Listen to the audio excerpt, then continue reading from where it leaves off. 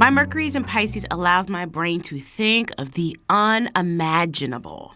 I have mood boards and ideas and proverbial plans that will last me well into my 80s. Sometimes I think things will just happen, but the truth is they won't.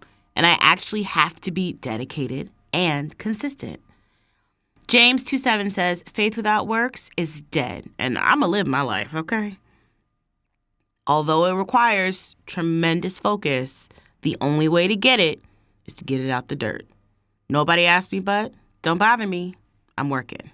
Let's give them something to talk about. How about love? Love is good. I can't dig it. Welcome, one and all. I'm glad to see you, kind of, or hear you, kind of, or talk to you again.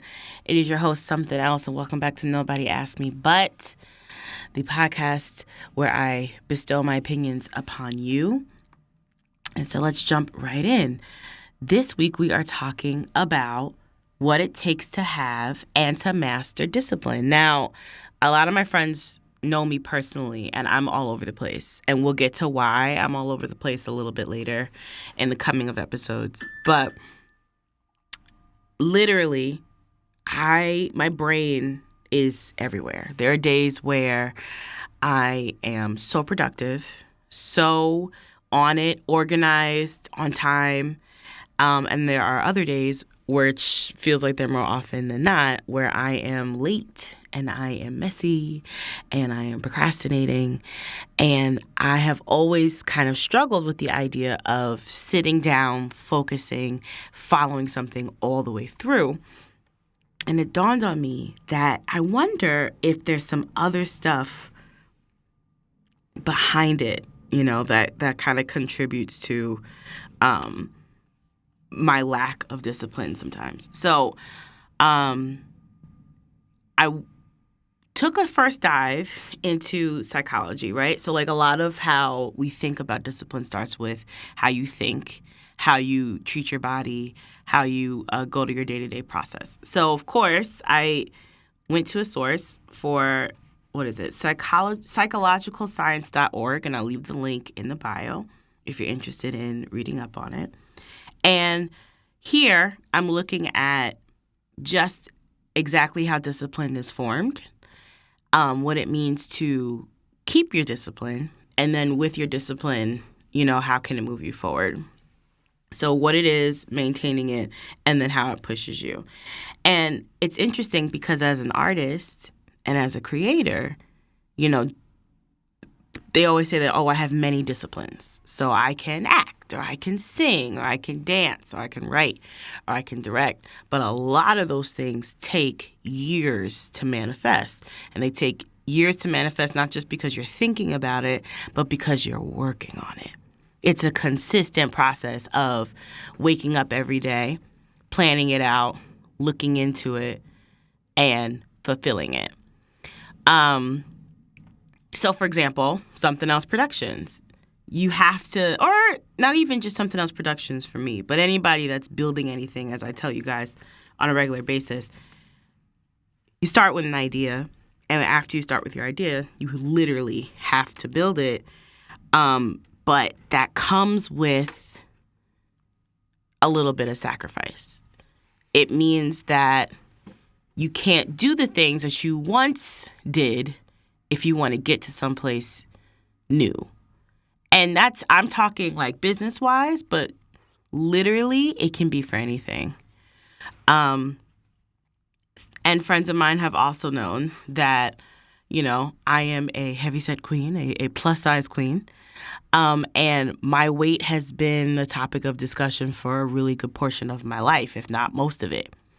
And I find that while I love the gym, genuinely, and shout out to my trainers, Mike G, Darnell Carter was a trainer of mine, my beloved Uncle Randy, who is a workout tyrant. If you need your hamstrings literally sculpted and shaped, but you also enjoy verbal punishment, Uncle Randy is the way to go. And they would all say the same things to me, which is like, you are working really hard here in the gym, but for some reason, the food is where you lack. And I know for me, food's an experience. I love the taste of something that's decadent. And I say this very often. And I have a list of AKAs, and that idea came from another podcast that I listen to often. But one of my AKAs is a bitch loves fried cheese, because I do. Think about fried cheese just for a second. Just run with me. It's cheese, first of all, right? So that's already a plus. Mozzarella cheese. And they take it in a seasoned batter, if you will, sometimes with egg, most times with egg, and it has the garlic and the salt and the pepper and the adobo and the garlic, and it's delicious. And you dip the cheese in the batter, and then the batter gets dipped into an also seasoned flour, if you will, and then you dip it back into the batter and again in the flour, and then back one more time in the batter and dip it with crumbs. Did you hear that, America? Breadcrumbs. Don't use that on your cheese sticks. The point I'm making is it's delicious. You deep fry that bad boy, you get you a marinara sauce, and you have a party, okay? A literal party. Cheesy, crunchy, savory, and sweet, delicious party in your mouth. And the reason why I bring that up is because it's one of my many downfalls as it relates to discipline. Food for me, I could have an entire, and maybe I will, I can have an entire 3 episodes on food alone. It's wonderful. The crunch, the taste, the flavor, the euphoric feeling it gives me when I'm eating, it just is fabulous. And it's so good that it's hard for me to sacrifice that, despite it being something I need to sacrifice to reach a specific goal. And so I'm going to jump right in today and just discuss it. Where does the discipline come from? Just right there, it's like the minute I describe mozzarella sticks, it's like, well, you know what? I don't want to go to the gym today. I want mozzarella sticks because happiness, because self-care. But really, what I think a lot of us are missing is that the self-care is in the sacrifice. The self-care is in the discipline. And that's a hard struggle for me too. And while we're on that, just by the way, most of the things that I say to you guys, these are conversations I'm having with myself. Because I need to get to a space where, I'm constantly changing and evolving. And changing, my therapist says changing is a little bit permanent, adjusting, modifying, shifting. And it's important. So, okay, what does psychology say about discipline? Okay, so for starters, they talk about how it's an energy model of self-control that is a brain function.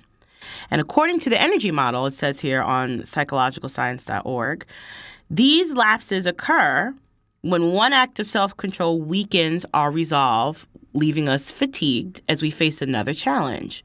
Many studies have demonstrated that an act of mental exertion can compromise subsequent acts of discipline. What's more, proponents of this theory have reported evidence that the brain, again, like a muscle, is fueled primarily by the simple carbohydrates like sugar, and that depleted willpower can be replenished simply by refueling.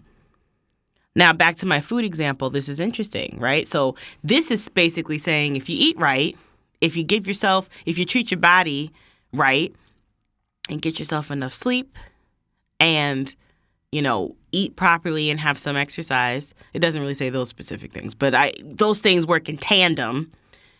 Your brain will function.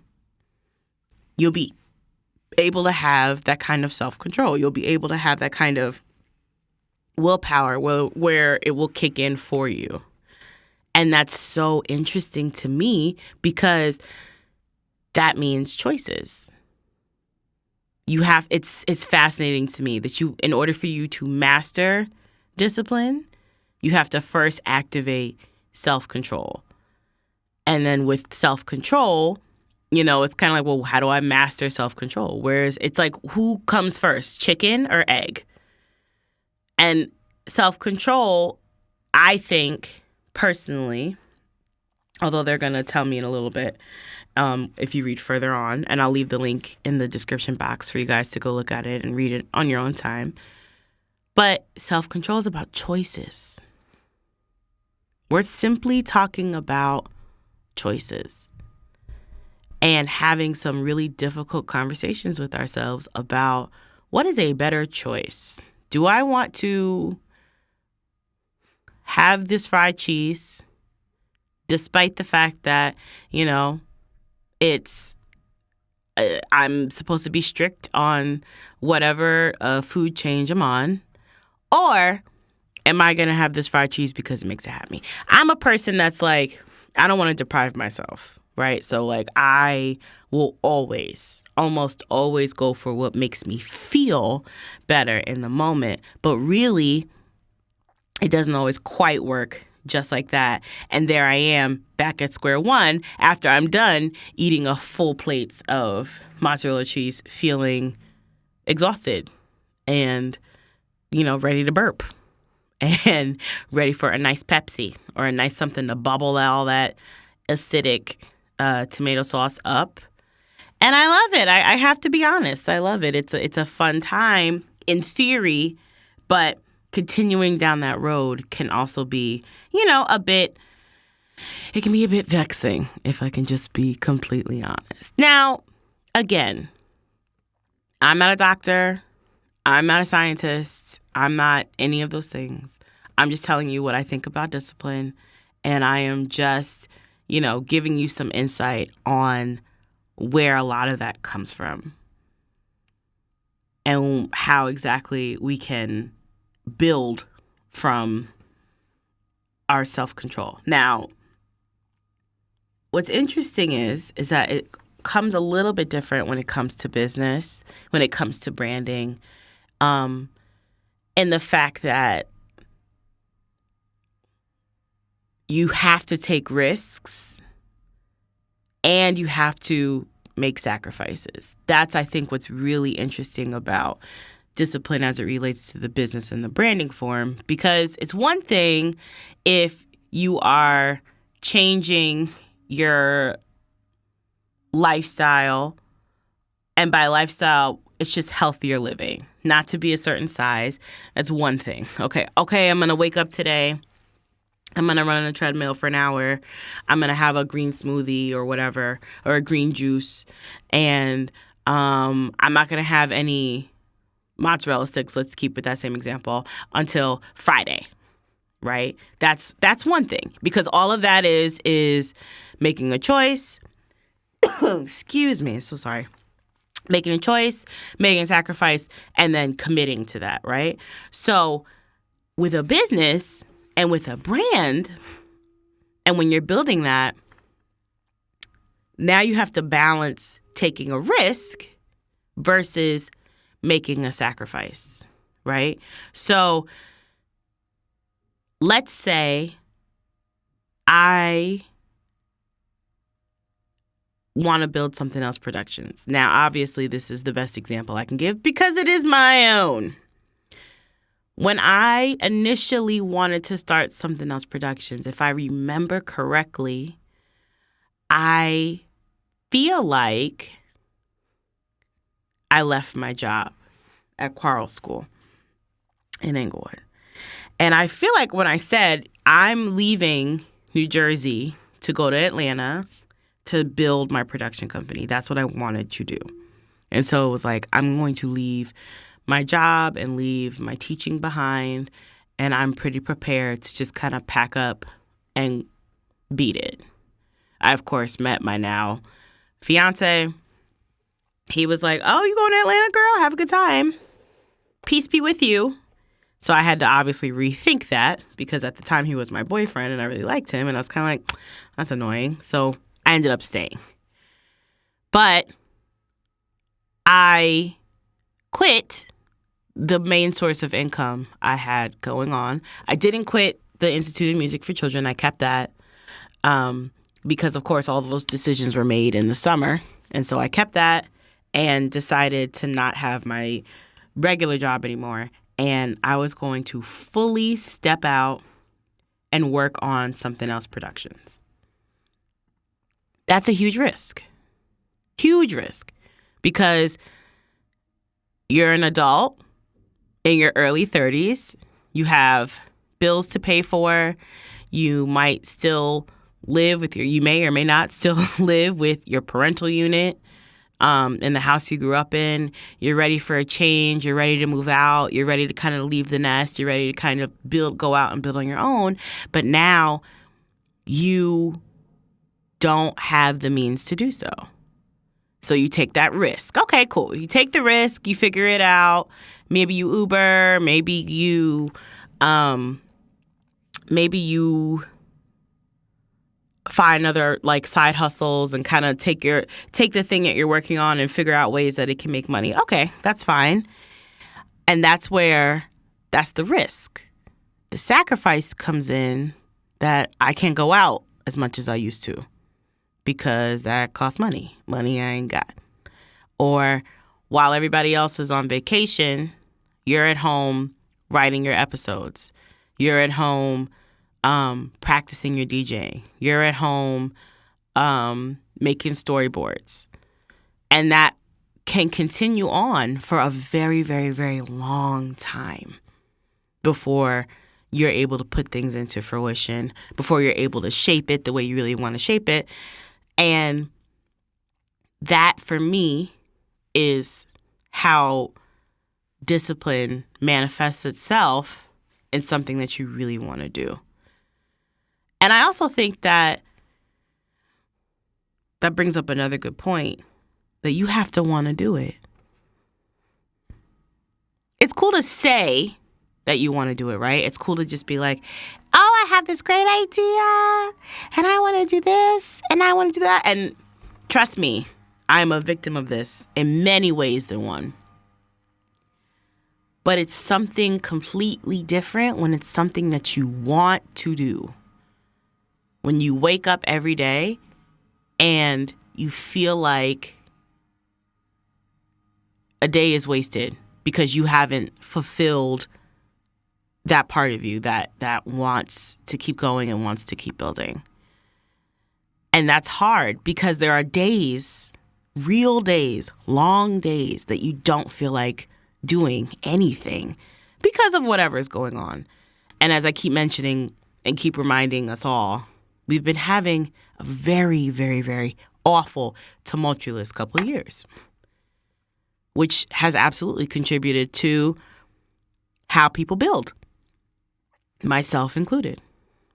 But there has to be a space where you carve out some time to really discipline yourself and say, okay, I'm going to sit down and I'm going to get this done. And where the magic happens is if you are disciplined enough to be consistent enough, then it doesn't feel like work, especially if you want to do it. If you don't want to do it and it becomes consistent enough to that it's like second nature, I find that you'll get bored. I find that eventually, and this is just, again, these are just my opinions, I find that eventually you'll get to a space where it's just like, I'm tired. I don't really want to do this. I don't really want to be here.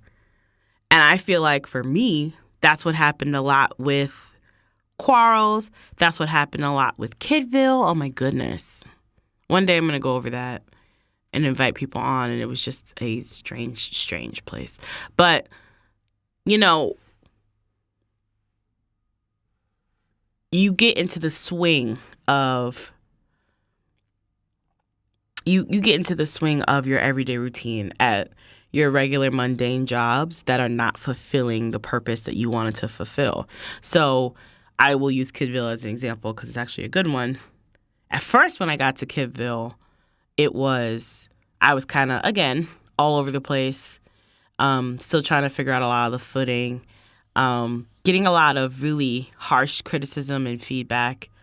But eventually I learned it, and it got to a point where I was really doing my job super well. Like, I knew where everything went. I knew the same thing every single day. And I got to a space where it was just like second nature, in the swing of things. You know, every day was different and hard, but my part was relatively easy because I knew how to fix it. I knew how to handle it. I knew what to say. Everything was in place. But because it wasn't a place that I loved, because I wasn't doing what I know in my heart what I wanted to do the most, I got to a space where it was like, yeah, I don't want to do this anymore. I don't want to do this anymore. I don't want to be here. I don't want to see these people. I don't care about these moms. I don't care about these nannies. I don't care about these babies. You know, I don't get paid enough. But I got really, really good at it. And I think, you know, I think that partly my discipline at that job came because I got tired of getting yelled at. But it strengthened me so that I could get to a space where I was self-sufficient. So I was grateful for that thing that I got behind that. You know, self-sufficiency is something that's always been very important to me. But, you know, I had to get into it, which swings me into another transition, learning. I don't know if a lot of people realize how much learning and practicing fully goes into discipline. I am a DJ, right? Oh, I'm so sorry. They always tell me I should have one episode we'll do like full on ASMR. But anyway, I'm a DJ, and I sat in my room after I looked at my DJ board for about maybe 2 months. I sat in my room and I figured it out. How do you turn this thing on? What do these buttons do? How is this connected? How do we turn this up? How do we turn this down? How do you mix? What comes next? What's a BPM? How do I line that up? Do I sync it? Do I adjust it? How does it go? What songs do I like? And I gave myself a goal. So this might have been, I would say this time of year, December. And I said, okay, by March, I am going to DJ my birthday party. Fully, I'm going to DJ my birthday party. That's going to be the plan. I'm going to have this grunge birthday party. Grunge themed. 90s grunge theme. And I'm going to DJ my birthday party. That's going to be the debut of me as a DJ. And I set it up. I practiced. I figured it out. And it got to be, I think my birthday party that year was March 23rd, something to that effect. And I DJ'd my party. And it was incredible. It was incredible. We had been talking about me being a DJ for a while. I finally got the stuff, but I had to learn how to do it. And keep learning.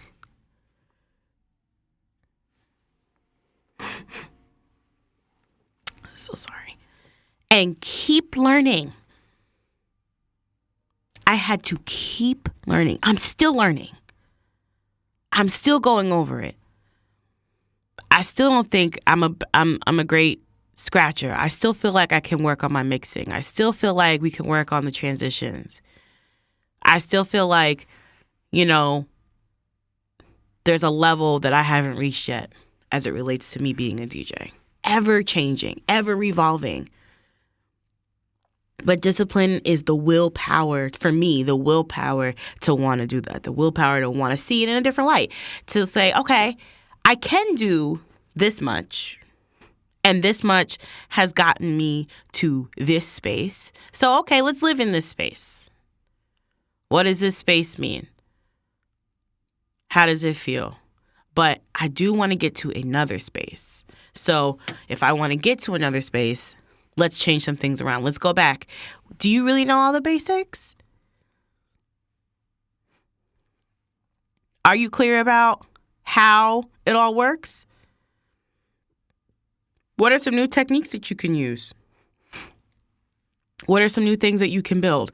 What are some new ways that you can go about it? Who can you talk to? Who around you DJs? You know, who around you has, you know, look at the other women DJs specifically, because there's not a lot of us. And you have to be able to put your ego to the side, because there is somebody who has been DJing longer than you, even if they look like you, even if they have a further career, even if they are positioning themselves or have positioned themselves in a way that looks like they're doing great and you want to get to that, that's fine. No one's saying you can't get there. But understand that they put in the work. They built it. The phrase that I've been hearing all last couple of weeks, to my dearest sister, the fabulous, incomparable T.S. Rose, they leaned into it. They're steeped in it. And they're ever changing, ever evolving, ever working on it every single day. And when they're done with that level, they can sit in that level, and then they're working on something else. And it, no pun intended, and they build and build and build and build and build. And I have always struggled with things being overnight. I do it once, I get it, I'm on to the next thing. I don't like it, I'm not going back to it. I don't want to do the research to why I don't like it. As far as I'm concerned, I just didn't like it. And that's the end of that. But the truth is, my nose is awful today. I'm so sorry, friend. Okay. There we go. I can breathe again. The truth is if you fall, or if you feel like you don't like something, or if you feel like it's not quite working out to your liking, or you're not seeing the results you feel like you should be seeing, you've got to try again. You've got to go back. Uncle Dandre, God rest Uncle Dandre's soul. I learned a lot of things from that man, but my favorite thing that he said, you have got to ask. Go back and ask. Go back and figure it out. Go back and work it out. What am I missing? Talk to people. Talk to people. Figure it out. Build it. Understand it. See where it's going. See where it's coming from. I was watching, I think I said like months ago that I wasn't going to watch Bethany Frankel's show on HBO Max. That's because I didn't like the way she talked to that black girl. It really rubbed me the wrong way. But I went back and finally watched it, and it wasn't as bad as I thought. And there was one contestant that she brought back on a little bit later on in the season, and she fired him, or fired is strong. She said that he wasn't right for the job. And he said, "Can I ask for feedback?"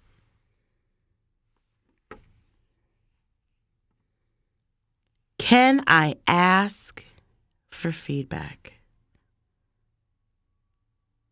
Do you know how important that sentence is?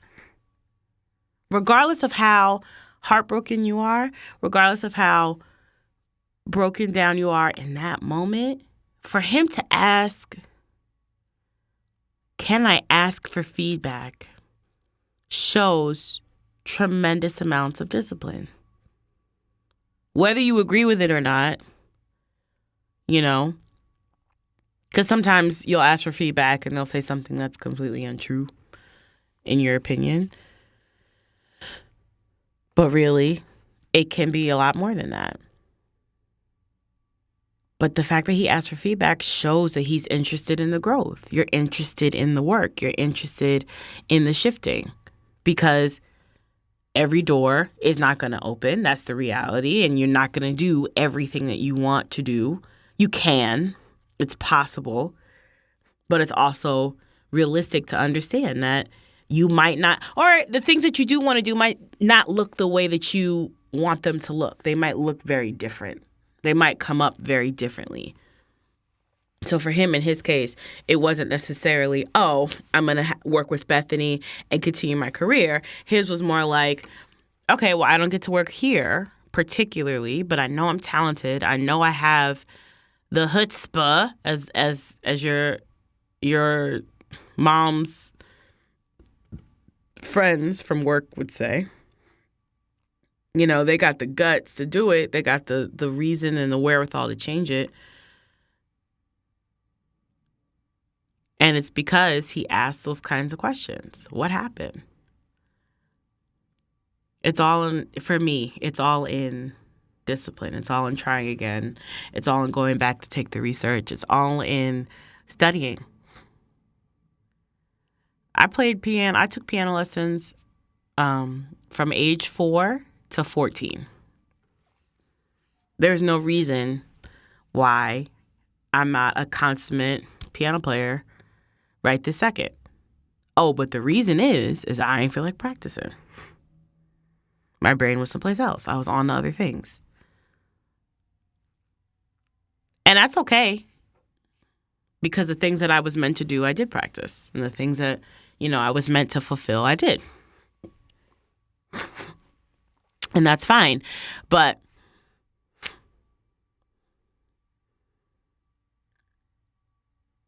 I didn't practice.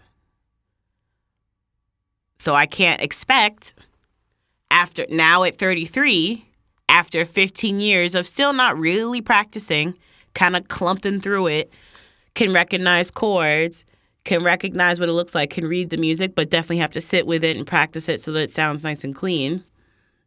Fine. But I can't expect now, after not, really polishing my craft and building my craft, to now just go outside and be like, hire me as a piano player. I haven't done the work. Does it mean that at 33 I can't go back and relearn and repractice? Of course not. I'm capable. Do I want to do it is the question. Which brings me to my last point. I think of it with 3 A's. And really 3 A's and a C. Alignment, atmosphere, attitude, and commitment.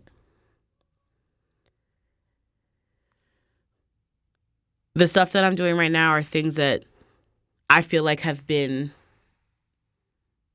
in my body, in my head, in my intuition, in how I move for my entire life. And my friends will tell me, you don't think you're doing a lot. But really, every single thing that you've done in your life has literally given you the building blocks to get to this point. So it's something that you're made for, but also you've been working at it. So it makes sense. So that's the alignment, right? When you can't, you try to run away from it. I can't tell you how many times I've run away. Oh, I want to be an event planner. I want to be a wedding planner. I want to be a teacher. I don't really want to be an artist because artists don't get paid like that. And, I don't want people stealing my work. And my love isn't really in my artistry. It's really, it's just something that I'm good at. But I'm going to go to business school and for all intents and purposes, those things have absolutely served me.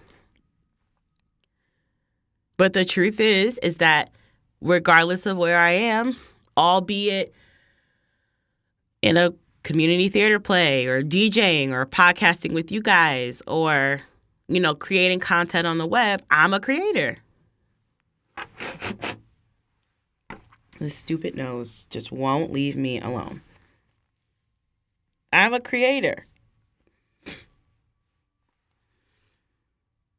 I'm someone who creates. I'm someone who, I make shit. I make shit. And I have been so worried about money and so worried about how that's going to look for my life that I have absolutely spent years running away from what's always been calling me. I make shit. Maybe I don't sew, although we did have a really good sewing class in Girl Scouts, and some of that I still hold on to this day. And I can sew a couple of easy sewing, but I'm not a tailor, right? But I make shit. I sit down and I write these podcast episodes, and I come up with the videos on the Instagram, and I, plan out a show, or I DJ. Or I sing, or I act. That's what I do. I'm a person that creates. It's easy for me to teach because, I feel like I can understand children in a way that, can be able to repeat the information back to them. But I'm a person that makes shit. That's just what it is. And it's been reoccurring my entire life. So that's the alignment. When it shows up, when it keeps coming back, I tell you guys all the time, I went to go type in my domain. It's still there waiting for me. The ideas that I have, no one's created them yet. They're waiting on me. So that's your alignment piece. The second half is the atmosphere. You can't be around people who don't see the vision or who want to use the vision for their own advantages, or who don't have that own same willpower about themselves. And that took a lot. When people talk about vibes and energies, that stuff absolutely plays into your discipline. If you're around people that are constantly doing the same things and are like, oh, you don't have to do that. That's weird, or that's whack, or why would you want to do something like that? Albeit business, albeit diet, albeit, I don't know, changing a hair, albeit whatever it is that you want to do discipline-wise. They'll be the first to tell you, why would you want to do that? And bring you down. And next thing you know, years have gone by and you haven't fulfilled your discipline.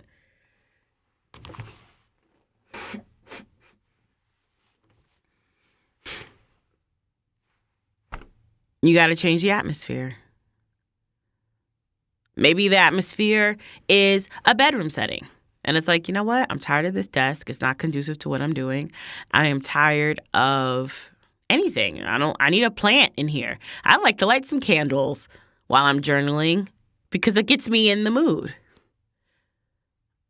You know what I like? Things that smell good. Let's spray this thing down. Let's get this thing going so I can focus. Atmosphere is about energy. Atmosphere is about placement. Atmosphere is about comfortability. And you're not always going to be comfortable, but there should be a space just for you that allows you to be who you are without any quorums, without any interruptions, without anything. And the last thing before we get out of here is your attitude.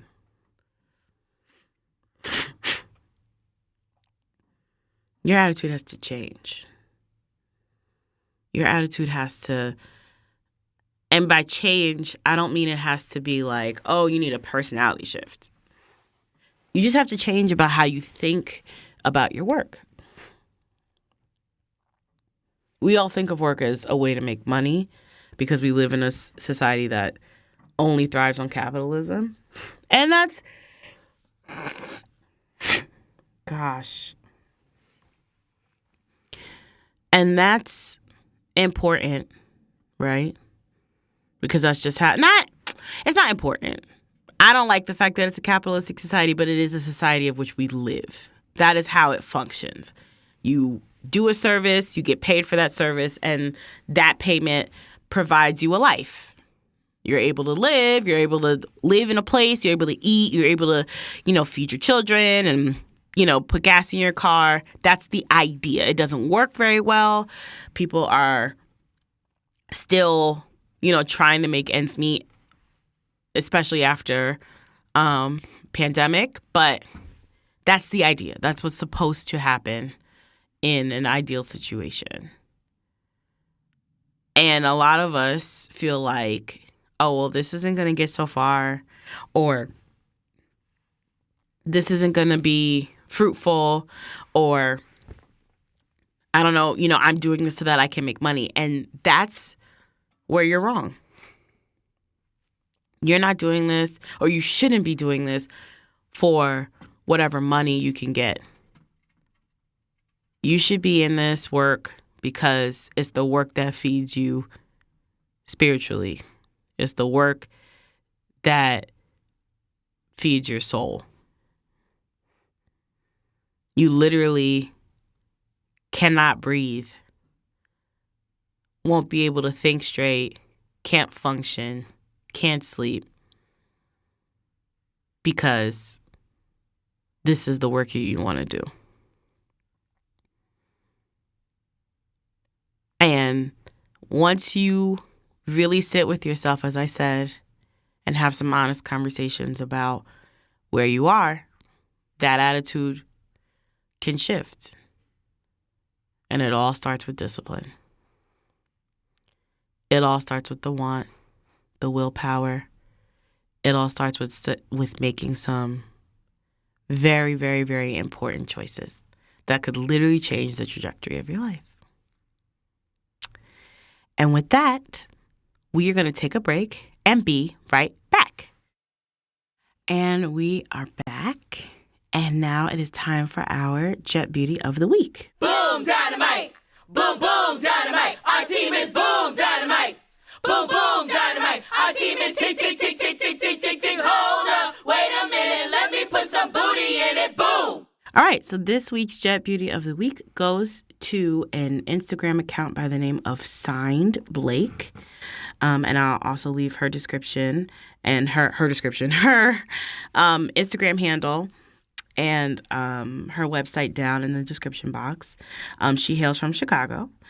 And she is, first of all, just the cutest, like super, super cute, wonderful, like little blonde haircut, really stylish.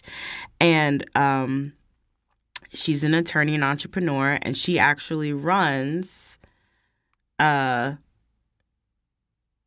she's part of, I should say. She's part of Socialite, which is like the management company for a lot of top tier influencers. And I happened to stumble across her page because she does a series of neat, freaky Instagram posts where she takes your favorite appliances and shows them how that she uses them to clean her house. And I know that at my tender age of 33, that is something that is super exciting for me. So along with her really stylish looks, as well as those posts, I just found her to be really, really interesting.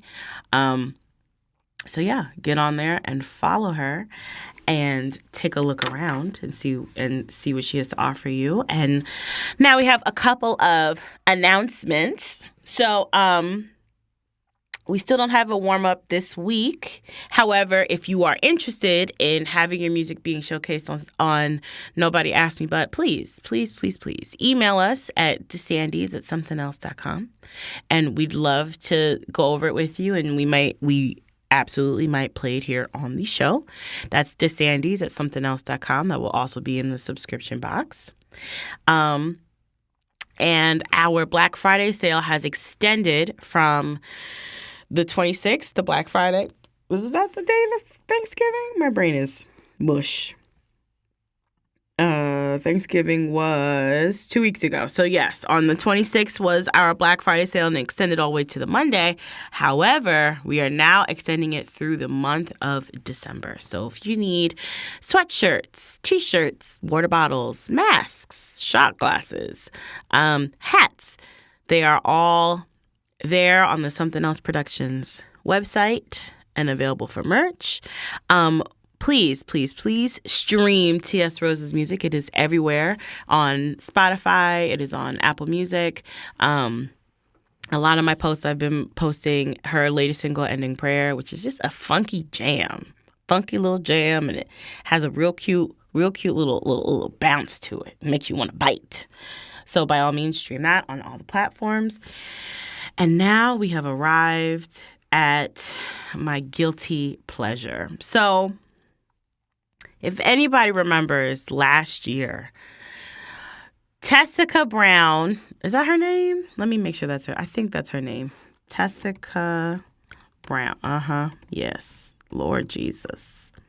Tessica Brown was the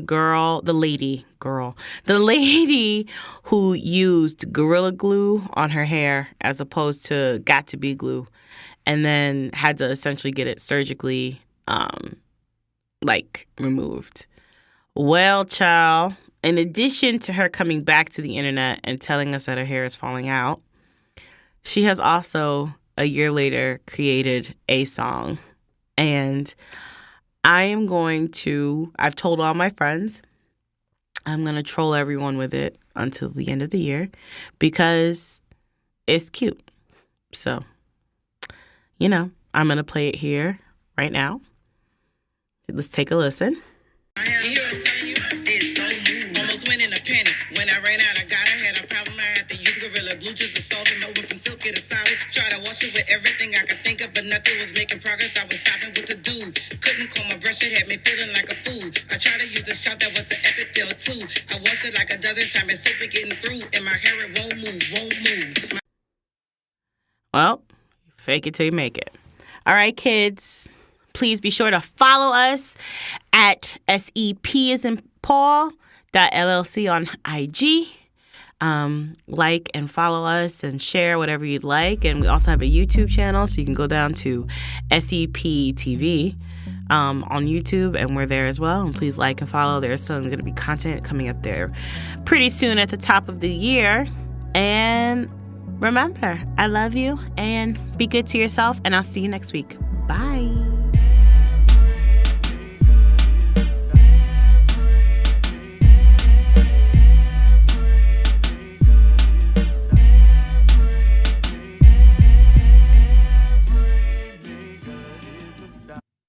Thank God this isn't live, huh?